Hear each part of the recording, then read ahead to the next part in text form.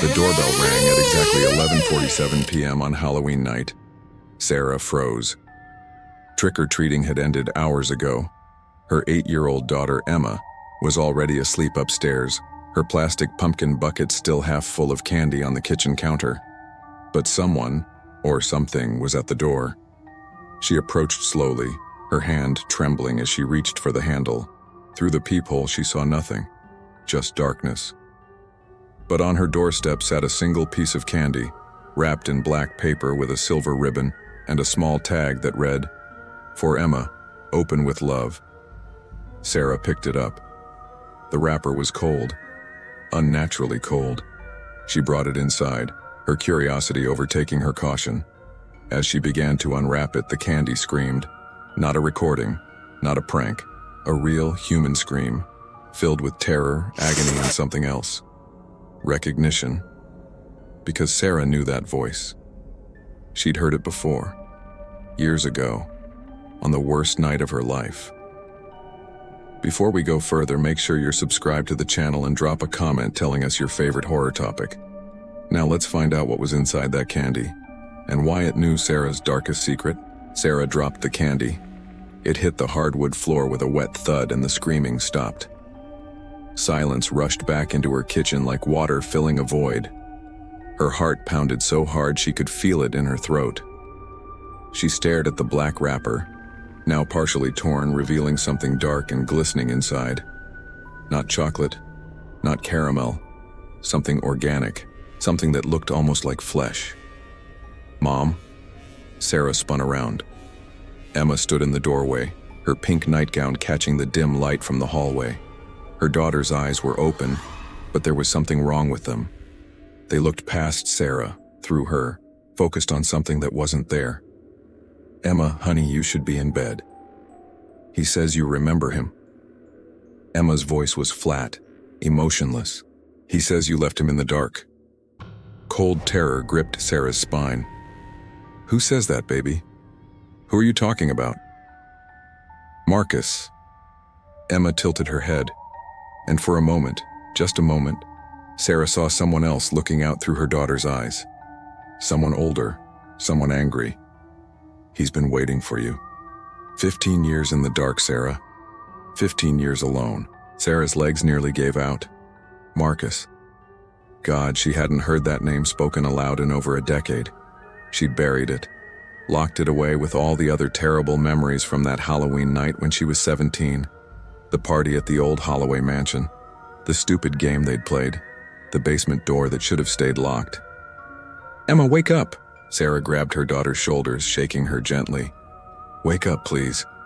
Emma blinked. The strange distance in her eyes faded, replaced by confusion and fear. "Mom? Why am I downstairs?" "I was sleeping." "You were sleepwalking, honey. It's okay. Let's get you back to bed." As Sarah led Emma upstairs, she glanced back at the kitchen. The black candy still lay on the floor, but now there were more. 3 pieces arranged in a triangle around the first. She hadn't put them there. She knew she hadn't. After tucking Emma back into bed, Sarah sat in her daughter's doorway for an hour, watching her sleep. Normal breathing, normal movements. Whatever had possessed her seemed gone. But Sarah knew better than to trust appearances. Not anymore. At 1:30 a.m., she finally went back downstairs. The candies were still there, waiting. 4 pieces now. Black wrappers with silver ribbons arranged in a perfect square. The tags on each one bore names she'd hoped to never see again. Jessica, Dylan, Thomas, Sarah. Her hands shook as she picked up the one marked Jessica. Jessica Chen, her best friend from high school, the one who'd organized the party that night, the one who'd suggested they explore the basement. Sarah hadn't spoken to Jessica in 14 years, not since they'd all made that agreement. That promise to never speak of what happened. She unwrapped the candy slowly this time, prepared for the scream, but what came was worse. Laughter. High-pitched, hysterical laughter that she recognized immediately as Jessica's. Then sobbing. Then a voice, broken and desperate. I'm sorry, I didn't mean to lock it. I didn't know he was still down there." Sarah threw the candy across the room. It hit the wall and exploded into a shower of black liquid that stank of earth and decay. Where it splattered, the paint began to bubble and peel, revealing old wood underneath. Wood that looked like the basement door from the Holloway mansion. Her phone buzzed. A text from an unknown number. 3 more to go. Then Emma learns what her mother really is. Sarah's blood ran cold. Someone knew. After all these years, someone knew what they'd done to Marcus. But who? And how? She grabbed her laptop and started searching. First Jessica, then Dylan, then Thomas. She needed to warn them, needed to tell them that their past had finally caught up. What she found made her stomach drop. Jessica Chen's obituary was dated 3 days ago. Cause of death, undetermined. Her body had been found in her apartment surrounded by Halloween candy. Sarah called Dylan's number with trembling fingers. It rang 6 times before going to voicemail. She tried Thomas next. Same thing. Voicemail. She left frantic messages for both, telling them to call her back immediately, that it was about Marcus, that they were in danger. As she hung up, her doorbell rang again. Sarah's breath caught. Not again. Not more candy. She crept to the door, every instinct screaming at her to run to grab Emma and disappear into the night. But she had to know. Had to see who was doing this. Through the peephole, she saw Dylan. Relief flooded through her, so intense she nearly cried. He was alive. She yanked open the door. "Dylan, thank God, I was just trying to call you." The words died in her throat. Dylan stood on her porch, but something was horribly wrong. His skin had a grayish tint in the porch light. His eyes were sunken, rimmed with dark circles, and in his hand, he held a plastic pumpkin bucket filled with black candies. "Hello, Sarah." His voice sounded wrong, like 2 people speaking in unison. "We need to talk about that Halloween, about what you all did." "Dylan, what's wrong with you? Are you okay?" "I haven't been okay for 3 days." He smiled, but it didn't reach his eyes. "Not since I opened the candy someone left on my doorstep. Not since Marcus showed me what really happened that night. What you didn't tell me." Sarah's mind raced. Dylan hadn't been there when they'd locked the basement door. He'd left the party early before everything went wrong. He didn't know the whole truth. None of them had told him. "He's inside me now," Dylan continued, stepping closer. "Marcus is inside all of us. Jessica's dead because she fought him. Thomas will be dead by morning. And you, Sarah, you get a choice. Tell the truth, face what you did, and maybe, just maybe, he'll spare Emma." Behind Dylan, in the shadows of her yard, Sarah saw more figures approaching. Dozens of them, children in Halloween costumes, each one carrying black candies, and they were all walking toward her house. Sarah slammed the door and locked it, her breath coming in ragged gasps. Through the windows, she could see them gathering. 20, 30, maybe 40 children, all standing perfectly still in her front yard, their faces hidden behind masks. Ghosts, vampires, witches, demons. They didn't move, didn't speak, just stood there, watching her house. Dylan's voice came through the door, calm and patient. "Locking the door won't help, Sarah. You know that. Marcus waited behind a locked door for 3 days before he died. 3 days in complete darkness, screaming for help that never came. You think a simple lock will keep him out now?" "I didn't know," Sarah shouted back, tears streaming down her face. "We thought you'd let him out. We thought someone would hear him." "But no one did." Dylan's voice grew colder. "Because you all left. Every single one of you. You went home and you never came back. And Marcus died down there alone, terrified, betrayed by the people he trusted most." The memory crashed over Sarah like a wave. That Halloween 15 years ago, they'd been playing hide and seek in the old Holloway mansion, drunk on cheap beer and teenage invincibility. Marcus had hidden in the basement. Someone, Jessica probably, had locked the door as a joke. They'd all laughed about it. Then the police had shown up, responding to a noise complaint. Everyone had scattered, running into the night. Sarah had assumed someone else would go back for Marcus. Dylan would do it, or Jessica, or Thomas. Someone. But no one had. They'd all assumed someone else would handle it. And by the time the mansion was checked 3 days later, Marcus was dead. Dehydration, hypothermia. The coroner said he'd screamed himself hoarse before the end. The official story was that he'd broken in alone and gotten trapped. No one questioned it. The Holloway mansion was demolished a month later, and Sarah, Jessica, Dylan, and Thomas had made a pact to never speak of that night again. But secrets don't stay buried forever, especially not in darkness. Mom? Sarah spun around. Emma stood at the top of the stairs again, but this time her eyes were completely black. Emma, no, please.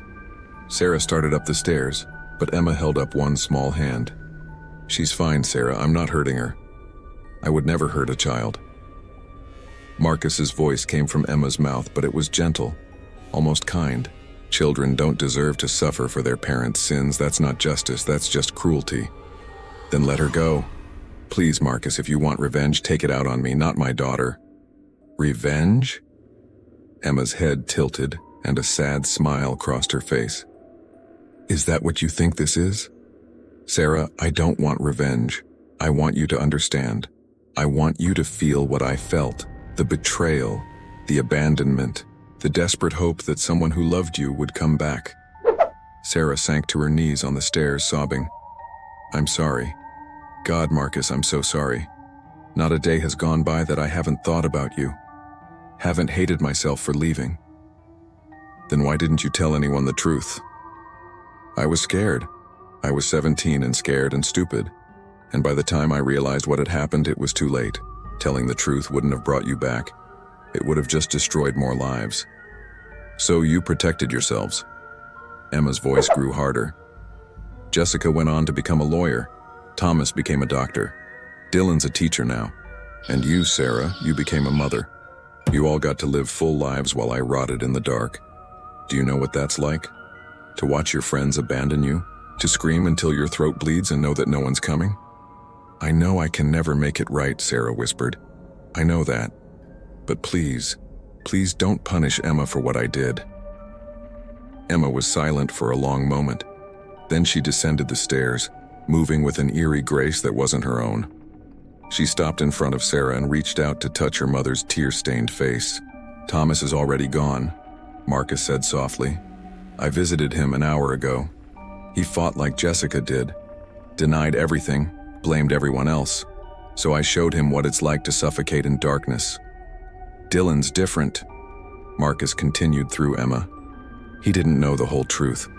He's just a messenger now, helping me reach the ones who do. That leaves you, Sarah. And you're different too.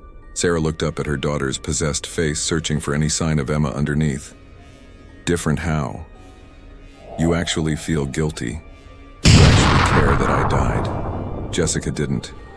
She was more angry about getting caught than sorry for what happened. Thomas tried to rationalize it, said it was an accident, that we were all just kids, but you, Sarah, you never forgave yourself. How could I? You were my friend. We'd known each other since elementary school. I should have gone back for you. Yes, you should have. Emma's black eyes bored into hers. But you didn't. And now we're here, on Halloween night, 15 years later. History repeating itself. Sarah's phone buzzed. Another text from the unknown number. This time it was a photo. Thomas's body sprawled on his kitchen floor, surrounded by opened candies. His face was frozen in a silent scream. What do you want from me, Marcus? Sarah's voice broke. Tell me what you want and I'll do it. Anything. I want you to confess. Publicly. I want the world to know what really happened to Marcus Chen. I want his parents to finally have answers. I want justice. They'll arrest me. I'll go to prison. Yes, you will. And Emma? What happens to her? For the first time, Emma's expression softened. The blackness in her eyes faded slightly, and Sarah saw a flicker of her daughter underneath. She'll grow up knowing her mother had the courage to face the truth. That's more than I can say for Jessica or Thomas. And Sarah? That matters.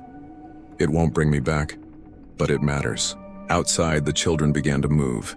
They turned in unison and walked away, disappearing into the darkness like they'd never been there at all. Dylan remained on the porch, waiting. Emma blinked, and suddenly she was herself again. "Mom?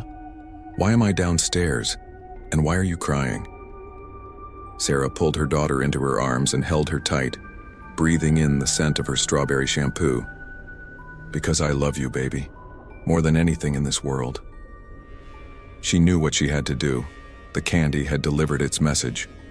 The screaming had finally been heard. By dawn, Sarah would tell the truth.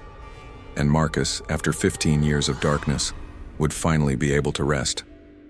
The next morning, Sarah sat in the police station with Emma beside her, Dylan across from her, and a detective taking notes on every word she said.